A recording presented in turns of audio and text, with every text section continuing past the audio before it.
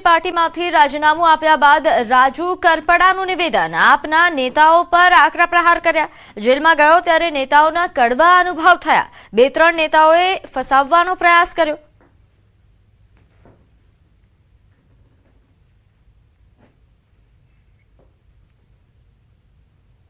ભાવનગર વાળો કેસ અમારા પર થયો। ક્યાંક ને ક્યાંક રાજુ કરપડાને જેલમાંથી બહાર કઢાવવાની જગ્યાએ પ્રદેશમાં રહેલા 1-2 વ્યક્તિએ રાજુ કરપડાને વધારે સમય ફસાવવાના પ્રયત્ન કર્યા છે।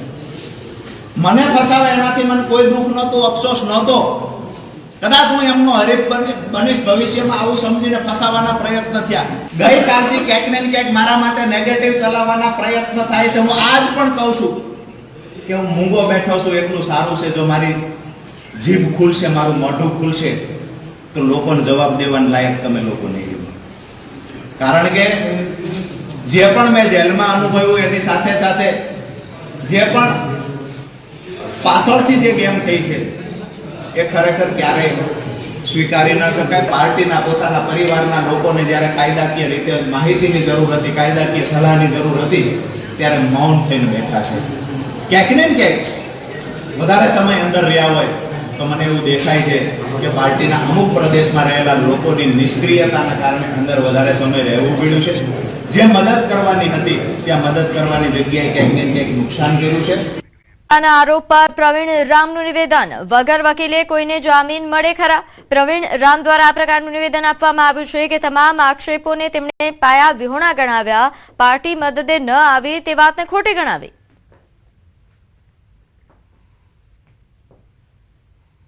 રાજુ કરપડાએ આમ આદમી પાર્ટીમાંથી રાજીનામું આપીને આમ આદમી પાર્ટીના નેતાઓ પર ઘણા ગંભીર આરોપો અહીં લગાડ્યા। જોડાયા છે પ્રવીણ રામ।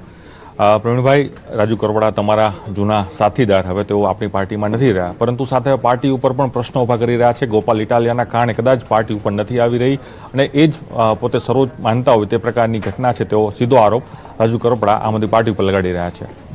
ના જુઓ, એ જે વાત અત્યારે રાજુભાઈએ કરી છે એ વાત કદાચ સત્ય હોય તો રાજુભાઈએ પાર્ટીમાં રહેવું જોઈતું હતું।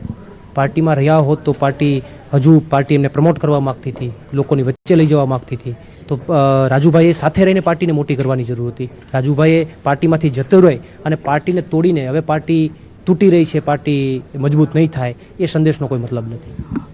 જેલમાં ગયા રાજુભાઈ ને આપ પણ જેલમાં તેની સાથે જતા, કોઈ બચાવવા માટે નથી આવ્યું તે પ્રકારના પણ સીધા આરોપો લગાડી રહ્યા છે। કોઈ વકીલ રાખવાનો આવ્યો, હાઈકોર્ટમાં હિયરિંગ હતી પણ હાઈકોર્ટમાં કહેવામાં આવ્યું કે વકીલ રાખાશે, પરંતુ વકીલ ના આવ્યો અને એમને કાર્યકર્તાઓ અને ખેડૂતોને એમને મૂકી દેવામાં આવ્યા। કોઈ પણ નેતાએ મદદ ના કરી આમ આદમી પાર્ટીના। જુઓ, પહેલાં તો આખી ગુજરાતની જનતા અને ચોથું ધોરણ બાળક ભણતું હોય ને એમને પણ ખબર પડે કે વગર વકીલે કોઈને જામીન મળી જાય ખરા? તમે વકીલ જ ન હોય, માની લો એમનો આરોપ છે કે વકીલ જ ન આવ્યા કોઈ, તો વગર વકીલે ભલે 108 દિવસ તો 108 દિવસ, ભલે 1.5 મહિનો તો 1.5 મહિનો, વગર વકીલે જામીન કઈ રીતે મળે?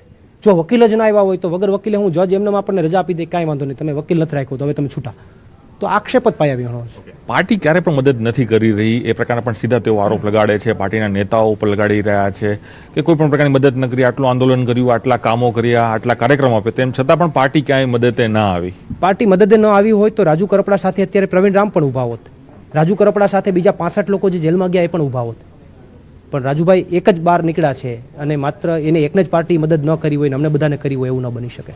અને બીજી વાત છે, જામીન લઈને પણ આમ આદમી પાર્ટી ક્યારે પણ દર વખતે ખોટું બોલી રહી છે કે અમે મદદ કરી છે, અમે મદદ કરી છે, પણ કોઈ પણ મદદ આમ આદમી પાર્ટીએ નથી કરી। વગર મદદે અથવા વગર વકીલે જામીન કઈ રીતે મળે, એ જ એનો જવાબ છે। આ હતા પ્રવીણ રામ। તેઓ સ્પષ્ટપણે માની રહ્યા છે કે જે આક્ષેપો થયા છે રાજુ કરપડા તરફથી તે ખોટા છે, કારણ કે હરેક મદદ છે આમ આદમી પાર્ટી કરી હતી અને સાથે જ એ પણ જે આંદોલન કરવા માંગી રહ્યા છે, આંદોલન જે પણ પક્ષમાં જાય તે કરે, તે પ્રકારની પણ તેઓ અહીં તેઓને એક શીખ છે તે આપી રહ્યા છે। કેમેરા સાથે પ્રણવ પટેલ, ન્યૂઝ 18 અમદાવાદ।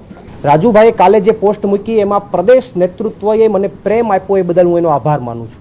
એ એમનો નેચરલી ભાવ હતો, એમનો નેચરલી જવાબ હતો કે ભાઈ મને પ્રદેશ નેતૃત્વએ સન્માન આપ્યું છે, આમ આદમી પાર્ટીના પ્રદેશ નેતૃત્વએ સન્માન આપ્યું છે, એ બદલ હું એનો આભાર માનું છું। એમનો નેચરલી જવાબ હતો।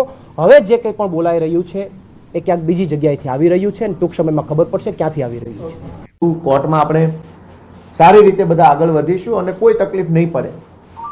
અને બાકીના જે 2 અલગ અલગ કેસ, 307ના 2 કેસ, એ બંને કેસોમાં રાજુભાઈની આજે કોર્ટની અંદર સુરેન્દ્રનગરની કોર્ટમાં મુદત છે. આ હું પુરાવો સાથે લઈને આવ્યો છું. રાજુભાઈ ઉપર જાનથી મારી નાખવાની કોશિશ કરવાના 2 કેસો છે. બંને કેસમાં સુરેન્દ્રનગરમાં આજે જ તારીખ છે, 12મી ફેબ્રુઆરીના રોજની તારીખ આજે કોર્ટમાં છે. અને કોર્ટમાં શું થવાનું હતું આજે અહીંયા લખ્યું છે, ફાઇનલ આર્ગ્યુમેન્ટ, આખરી નિર્ણય આજે સુરેન્દ્રનગરની સેશન્સ કોર્ટમાં 12મી ફેબ્રુઆરીએ રાજુભાઈ કરપડા, જો અહીંયા આરોપીના નામ લખ્યા છે, ભૂપતભાઈ જીલુભાઈ, ઓરુભાઈ જીલુભાઈ, રાજુભાઈ મેરામભાઈ કરપડા, બાવકુભાઈ અને રામકુભાઈ, આ 5 આરોપી ઉપર જે કેસ છે એ કેસનું સુરેન્દ્રનગરની અદાલતમાં આજે આખરી નિર્ણય થવાનો હતો. એટલે ભાજપ તરફથી એમના ઉપર પૂરું દબાણ કરવામાં આવ્યું કે જો 12 તારીખે પ્રેસ કોન્ફરન્સ કરીને આમ આદમી પાર્ટી ઉપર સ્ક્રિપ્ટ પ્રમાણેના આરોપ નહીં લગાવવામાં આવે તો કોર્ટમાં કંઈ પણ થઈ શકે છે. અને બંને કેસોમાં એક જ તારીખ, 2 અલગ અલગ કેસ છે. આ કેસનો નંબર છે 43/2018, સેશન્સ કોર્ટનો કેસ છે 43/2018, આ છે 44/2018.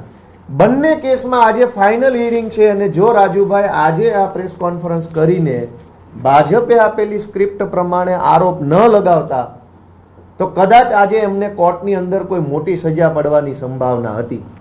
એટલે લાચારીમાં, મજબૂરીમાં, ડરના કારણે એમણે આ પગલું ભરવું પડ્યું છે. એ આજે આ 2 પુરાવા ઉપરથી સાબિત થાય છે. આમ તો રાજુભાઈએ પ્રેસ કોન્ફરન્સથી જનતાને કહેવાની જરૂર હતી કે આજે મારી કોર્ટમાં તારીખ છે, ફાઇનલ જજમેન્ટ આવવાનું છે, છતાંય હું કોર્ટમાં નથી ગયો અને રાજકોટ બેઠો છું. શું કામ? કે ગાંધીનગરથી મારા ઉપર પ્રેશર છે. પણ કંઈ વાંધો નહીં, રાજુભાઈ એક સમયના અમારા સાથી છે, એમણે સારું કામ કર્યું છે. હું આજે એમની કોઈ ટીકા ટિપ્પણી કે મેણાટોણા કે એમના વિરુદ્ધમાં બયાનબાજી કરવા નથી આવ્યો. હું સત્ય લોકોની સમક્ષ મૂકવા આવ્યો છું કે આ લડાઈ હતી કોના માટે? રાજુભાઈ માટે, ગોપાલભાઈ માટે, આમ આદમી પાર્ટી માટે? નહીં. આ લડાઈ ગુજરાતના કરોડો ગરીબ ખેડૂતો માટે હતી, જેમના પગમાં પહેરવાના ચપ્પલો નથી. અનેક ખેડૂતો અને ખેતમજૂરો એવા છે જેના છોકરાઓને પહેરાવવા માટે પૂરતા કપડાં નથી. અનેક ખેડૂતો દેવામાં ડૂબેલા છે, અનેક ખેડૂતો વ્યાજના ચક્કરમાં ફસાયેલા છે. એમના માટેની લડાઈ અમે બધા ભેગા મળીને લડી રહ્યા હતા. પણ આજે મને દુઃખ થાય છે એ વાતનું, રાજુભાઈ પ્રત્યે મને કોઈ નારાજગી નથી, પણ દુઃખ એ વાતનું છે કે રાજુભાઈએ ભાજપનો હાથો બનીને ગુજરાતના ખેડૂતોના નિશાસા લેવાનું કામ કર્યું છે. આમ આદમી પાર્ટી તો રાજકીય પાર્ટી છે, આ ચાલતી રહેશે, આરોપ પ્રતિ આરોપ આ બધું ચાલતું રહેવાનું, પણ ખેડૂતોના નિશાસા ન લેવા જોઈએ. આ પાપ છે. ગુજરાતના ખેડૂતોની એક આશા બંધાઈ, ઉમ્મીદ બંધાઈ, ભરોસો આવ્યો કે આમ આદમી પાર્ટીના નેતૃત્વમાં કંઈક થશે, ઈશુદાનભાઈ જેવા નેતાઓ, ચૈતરભાઈ જેવા નેતાઓના નેતૃત્વમાં આ કંઈક થશે, એવી જ્યાં ઉમ્મીદ બંધાય ત્યાં રાજુભાઈએ જે આ પાપ કર્યું છે એ બરાબર બિલકુલ વાત નથી. એમણે આરોપ મૂક્યો કે ભાઈ અમને પાર્ટી તરફથી લીગલ સપોર્ટ નથી મળ્યો. એમના પોતાના ઉપર 3 કેસો ઓલરેડી છે. પોલીસ સ્ટેશન અને કોર્ટમાં કેવી રીતે કાયદો, કચેરી, મુદત, જામીન, રિમાન્ડ કેમ ચાલે એ બધું એ પોતે જાણે જ છે. નવાઈ નથી કઈ એમાં. એને 3 એફઆઈઆરો છે, એમાં 307ની છે, 326ની છે, આવી ગંભીર એફઆઈઆરો છે. એટલે એને બધી જ પ્રોસેસ ખબર છે કે કોર્ટમાં કેવી રીતે થાય છે. અમારે કઈ એમાં કઈ કહેવાની જરૂર નથી. પણ છતાંય રાજુભાઈના કેસમાં, આ કડદાના કેસમાં અમારા હાઈકોર્ટ ટીમમાંથી ઓમભાઈ કોટવાલ, મેહુલભાઈ શ્રીમાળી, પ્રણવભાઈ ઠક્કર એડવોકેટ આ જોડાયા હતા. સ્થાનિક ટીમમાંથી એડવોકેટ વિરડા સાહેબ, એડવોકેટ પારસ બાવળિયા જોડાયા હતા. સુપ્રીમ કોર્ટના સિનિયર કાઉન્સિલ એડવોકેટ રજત ભારદ્વાજ, એડવોકેટ વિક્રમ ચૌધરી, એડવોકેટ વિજય દલાલ, આ સુપ્રીમ કોર્ટના જજ વકીલો છે, એ પણ આ કેસમાં રૂબરૂ પણ હાજર રહ્યા હતા અને વિડીયો કોન્ફરન્સથી પણ અલગ અલગ મુદ્દતે હાજર રહ્યા હતા. રાજુભાઈના કહેવા પ્રમાણે એમણે પાર્ટીને સૂચન કર્યું કે મારા કેસમાં એડવોકેટ હૃદય બુચની નિમણૂક કરવામાં આવે, તો પાર્ટીએ રાજુભાઈ વતી પ્રોફેશનલી એડવોકેટ હૃદય બુચને હાયર કર્યા હતા અને હૃદય બુચ સાહેબ પણ રાજુભાઈ વતી કેસ લડવામાં હાજર હતા. આ સિવાય એડવોકેટ સાવન પટેલ, અનેક એડવોકેટો આની અંદર એંગેજ હતા. પણ લીગલ મેટરની એક મર્યાદા છે કે પોલીસ એફિડેવિટ આપશે કોર્ટમાં તો જ સુનાવણી થશે. દુનિયાનો સારામાં સારો વકીલ આવી અને કોર્ટમાં ઊભા રહી જાય, પણ પોલીસ આવી એફિડેવિટ જ રજૂ ન કરે તો સુનાવણી નથી થતી. એ વાત રાજુભાઈ પણ જાણે છે. એને ખબર હતી કે પોલીસ દર મુદ્દતે એફિડેવિટ આપવાના બદલે ગેરહાજર રહેતા હતા, એના કારણે તારીખો પડ્યા કરતી હતી. તારીખો પડવાનું કારણ પોલીસની ગેરહાજરી. જ્યારે પોલીસ આવે તો સરકારી વકીલ ન આવે, સરકારી વકીલ અને પોલીસ બંને હાજર હોય તો કદાચ માનની ન્યાયાધીશ સાહેબ રજા ઉપર હોય, આવા ઘટનાક્રમના કારણે લંબાતું ગયું. એમાં વકીલ શું કરે, પાર્ટી કેવી રીતે, બીજું તો શું કરી શકે? અમે ત્યાં જઈને હાજર રહીએ, પણ પોલીસ ન હોય, સરકારી વકીલ ન હોય અથવા જજ ન હોય તો શું કરી શકાય? એટલે આવા બેબુનિયાદ આરોપ રાજુભાઈએ લગાવ્યા એ એમની મજબૂરી છે. જેલમાં જવાથી બચવા માટે થઈ એમણે ખેડૂત આંદોલનની બલી ચડાવી દીધી. આવું ન કરવું જોઈએ, આ પાપ છે. ગોપાલ ઇટાલિયા પ્રત્યે નારાજગી હોય તો ગોપાલ ઇટાલિયાની ફરિયાદ દિલ્હી સુધી કરવી જોઈએ, ફેસબુક ઉપર બેફામ મારા વિશે લખી નાખવું જોઈએ, ગાળો, એ બધું બરાબર છે, પણ ખેડૂતોના નિશાસા લેવાનું કામ ગુજરાતમાં કોઈએ ન કરવું જોઈએ. ખેડૂતો ઓલરેડી દુઃખી છે. બીજી વાત કે મને વ્યક્તિગત રીતે વારંવાર એવું ટાર્ગેટ કરવામાં આવ્યો. કંઈ વાંધો નહીં, મને તો હું તો ઉદાર મનનો માણસ છું, ગામડામાંથી નીકળેલો માણસ છું, સંઘર્ષ કરીને અહીંયા પહોંચ્યા છે.